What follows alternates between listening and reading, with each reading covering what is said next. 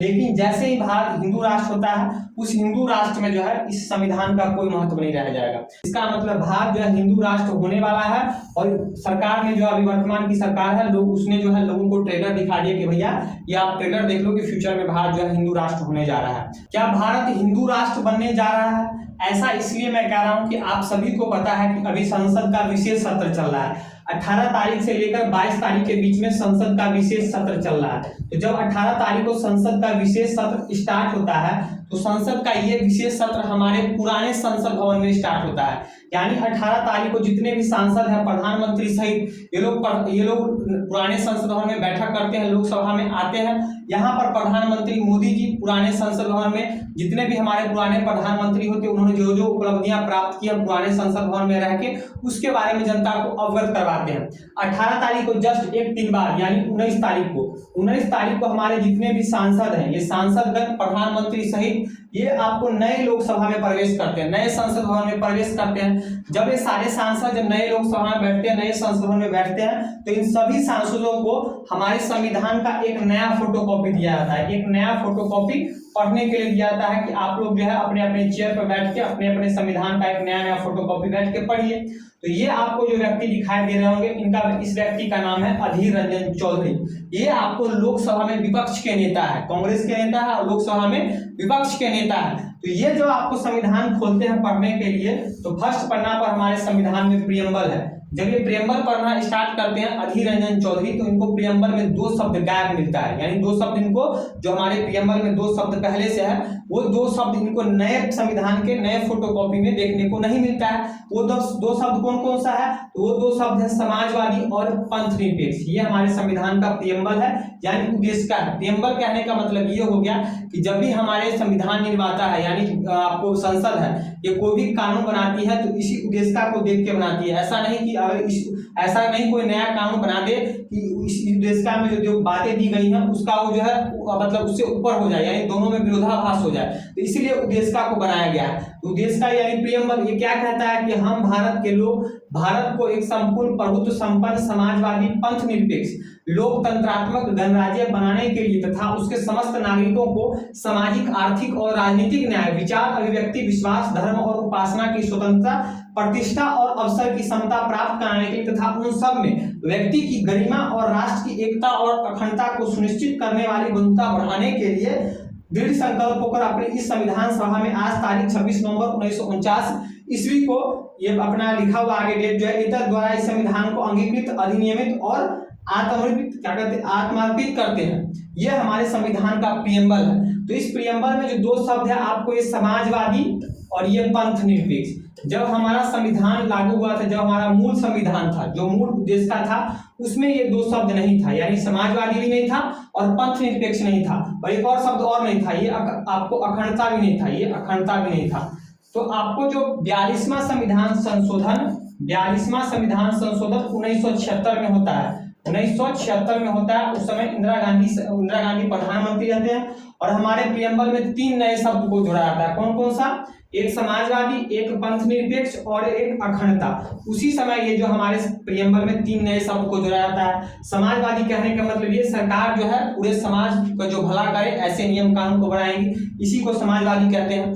पंथ निरपेक्ष कहने का मतलब ये हो गया कि जो है सरकार, हमारा जो भारत है वो किसी प्रकार का धर्म मतलब किसी हमारे भारत में जो है किसी प्रकार के धर्म, किसी भी धर्म को बहुलता प्राप्त नहीं है। यानी हमारा भारत जो है पंथ निरपेक्ष है। यहाँ सभी धर्म के लोगों को जो है एक प्रकार की आजादी है। जितने भी पंथ है, कोई विष्णु को मानता है, कोई शिव को मानता है, कोई गणेश को मानता है, तो जितने भी धर्म है, जितने भी पंथ है, सभी को एक समान भारत में दिखा जाएगा। इसीलिए इसको कहते हैं पंथ निरपेक्ष। और अखंडता को आप समझ में करते हैं कि भारत जो है अखंड है। क्या है? भारत अखंड है। यह 3 शब्द को जो है 42वां संविधान संशोधन 1976 में जोड़ा गया था।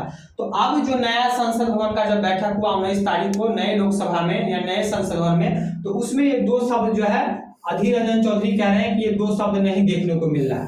ये 2 शब्द क्या कह, तो अधीर रंजन चौधरी का कहना है, ये जो अधीर रंजन चौधरी है, इनका कहना है कि ये 2 नए शब्द का नहीं दिखना, इसका मतलब ये हो गया कि भारत जो है हिंदू राष्ट्र की तरफ बढ़ रहा है।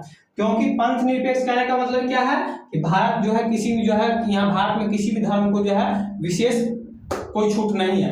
लेकिन जैसे ही पंथ निरपेक्ष आप हटा रहे हैं, यानी यहाँ पर आप क्या ला रहे हैं, हिंदू राष्ट्र। क्या ला रहे हैं, हिंदू राष्ट्र। तो ये अधीर रंजन चौधरी जो है सरकार पर आरोप लगा रहे हैं कि सरकार ने अभी ये सिर्फ लोगों को ट्रेलर दिखाया कि भैया ट्रेलर देखो, हमने जो है ट्रेलर दे दिया है, ऐसा प्रूफ नहीं हुआ है। ये अधीर रंजन चौधरी कह रहे हैं कि इस बात को हमने जो है संसद में जब हमने इस चीज को देखा, जो दो शब्द हमको नहीं मिला, समाजवादी और पंथ निरपेक्ष, तो हमने जो है राहुल गांधी से भी डिस्कस किया और हम संसद में 19 तारीख को इस बात को उठाना चाहते थे, लोकसभा अध्यक्ष के सामने, ओम बिरला के सामने इस बात को पूछना चाहते थे कि आखिरकार हमारे संविधान के जो इस नए फोटोकॉपी में दो शब्द क्यों नहीं है, लेकिन इनको बोलने का मौका नहीं दिया। इनका कहना है कि इनकी आवाज को दबा दिया गया, विपक्ष की आवाज को जो है लोकसभा में, संसद में जो है दबाया जा रहा है। तो इनका कहना है कि इसका जो पंथ निरपेक्ष का नहीं होना और समाजवाद का नहीं होना, इसका मतलब भारत जो है हिंदू राष्ट्र होने वाला है।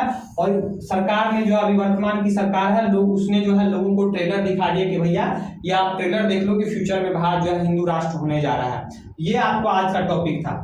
अब आप लोग के मन में ये समझ में एक बात ये आएगा कि भैया आप लोग हमेशा सुनते होंगे कि भारत हिंदू राष्ट्र बन जाए। कितने कई लोग हैं जो चाहते हैं कि भारत हिंदू राष्ट्र बन जाए, कई लोग चाहते हैं कि भारत हिंदू राष्ट्र नहीं बने, अभी पंथ निरपेक्ष है, वो पंथ निरपेक्ष है।